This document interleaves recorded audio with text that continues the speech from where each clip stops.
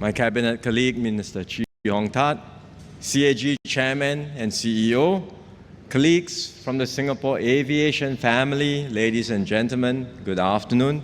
And I'm very happy to join all of you today to break ground, finally, for Changi Terminal 5.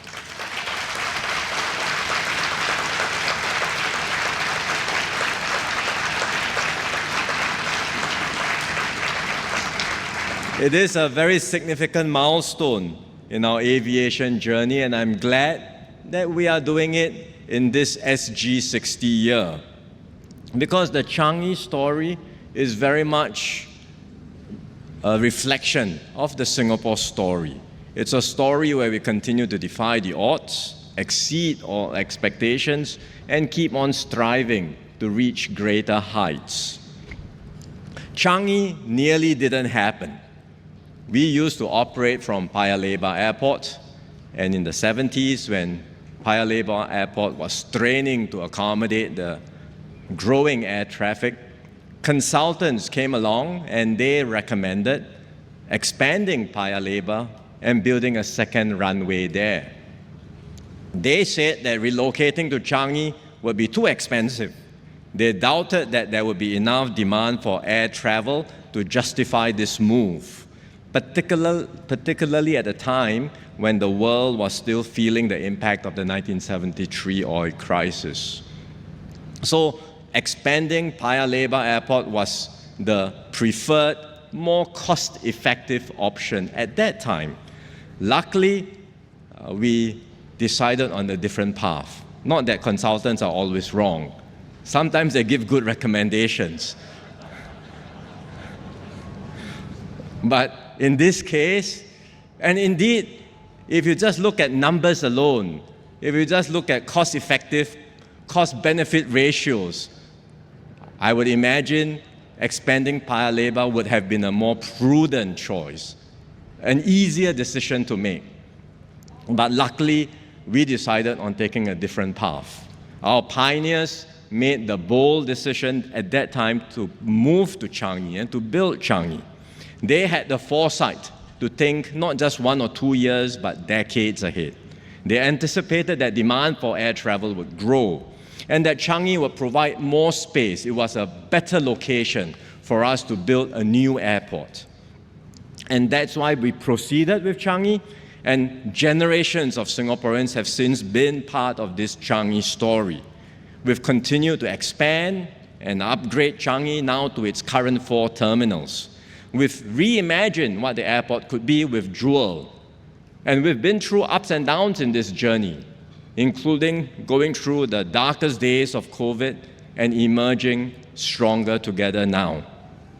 So like Singapore, this improbable nation we have, Changi too has defied the odds to thrive and succeed beyond all expectations. In the process, Changi has also transformed Singapore. It has connected our small island nation to the world and brought the world to Singapore. And this connectivity has powered our growth as an air hub, driving industries like tourism, aerospace, and logistics. The aviation ecosystem now contributes 5% of our GDP and creates and sustains many good jobs for Singaporeans. It has also enabled homegrown brands like CAG, SIA, and SETS to soar globally. Changi has also become a source of pride for all of us in Singapore. It has been named the world's best airport by Skytrax again last month. It's the only airport in the world to receive this award 13 times. It's not just clean and efficient and a means for air travel, it's also an attraction in its own right. Many people have contributed to the success of Changi Airport. Many of you are here today, so thank you all for your contributions and hard work.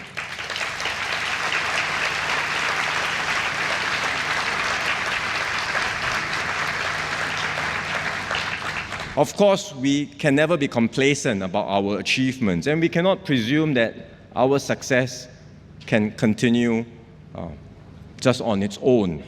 because we know that the global economy is uncertain, it's become more unpredictable. Notwithstanding recent positive steps you read in the news between America and China, we know that uncertainties remain overall, and you cannot rule out the possibility of a larger global slowdown. Competition is also sharpening. Other countries are investing significantly in modernizing their airport infrastructure and in adjacent infrastructure like airport cities. So Singapore must continue to work hard. We must remain connected to the world, and we must ensure our air hub stays competitive. That's why today we are making another bold move in Changi with this groundbreaking for Terminal 5. T5 has been in the making for quite some time, because we've known that over the longer term, air travel is on a rising trajectory, and the bulk of the growth will take place here in the Asia-Pacific region. And so we announced T5 way back in 2013, and we started planning and preparatory works back then. But we had to pause our plans because of COVID, and we made use of that time, of that downtime, to refresh, to update our plans, to do value engineering, to see how we can do further fine-tuning. And today, we are, as I said just now, finally ready to restart the works.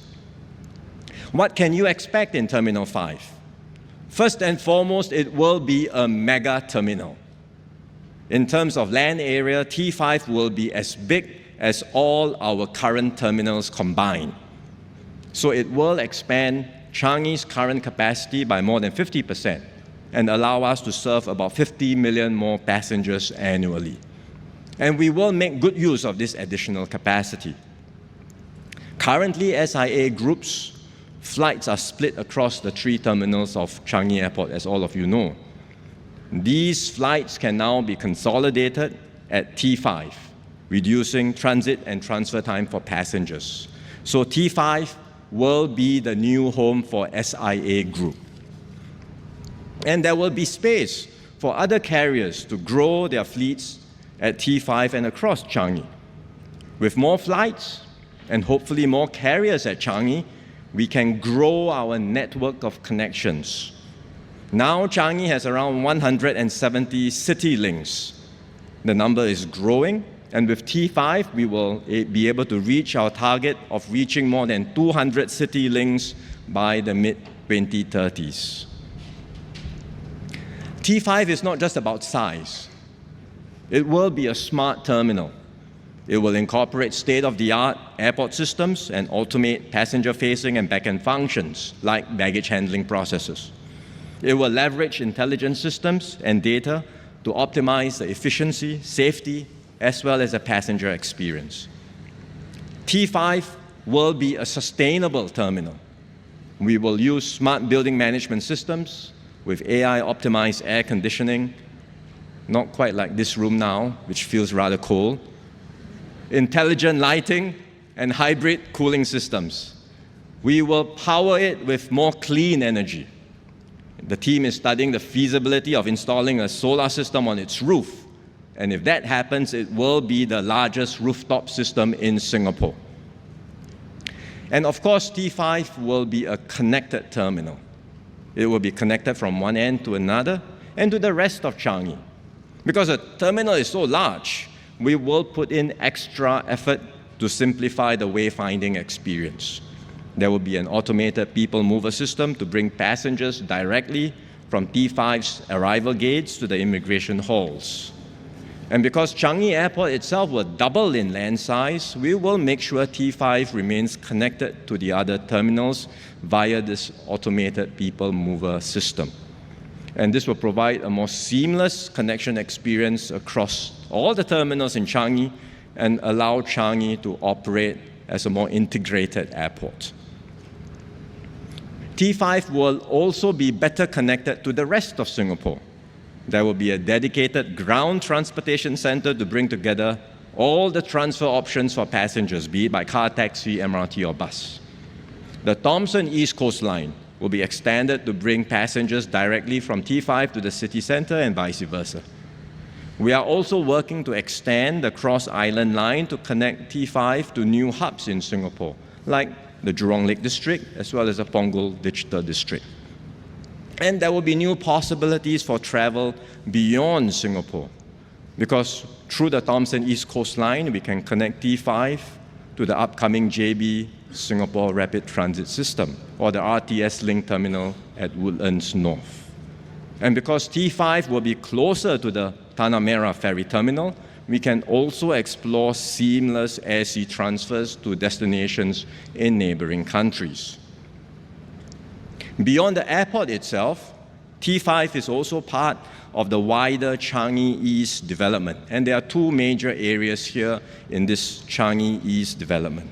The first is Changi East Industrial Zone.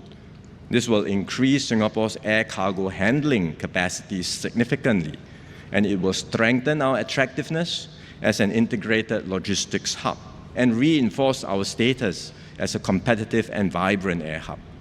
The second is Changi East Urban District.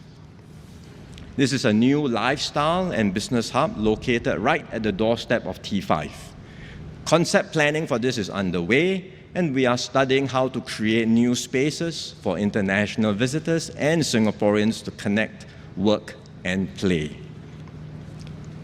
T5 will be a multi-year project spanning multiple terms of government, and it will bring many more opportunities for Singaporeans. The construction itself of T5 is a significant complex engineering project, and our local businesses will have the opportunity to participate in this process. Some already are involved in some of the ongoing works. And when T5 is operational, there will be more demand for services and workers, both in the airport as well as in other industries which will grow together with it. This will provide more jobs for Singaporeans, requiring skill sets in new areas like data science, robotics, and sustainability. We are making this bold move to keep Changi ahead, because like our forefathers who chose to build Changi, we dare to dream big and aim high today. Because we are planning for the longer term, and because we have built up the resources we need to invest in this project and to turn our plans into reality. Most of all, we have confidence in making this bold move because of our people. Because we have a capable, dedicated, and resilient aviation community, all of you here today, working together as one aviation family. You are always striving to do better, to excel, and to make Singapore a vibrant air hub. You are the secret sauce behind Changi's success.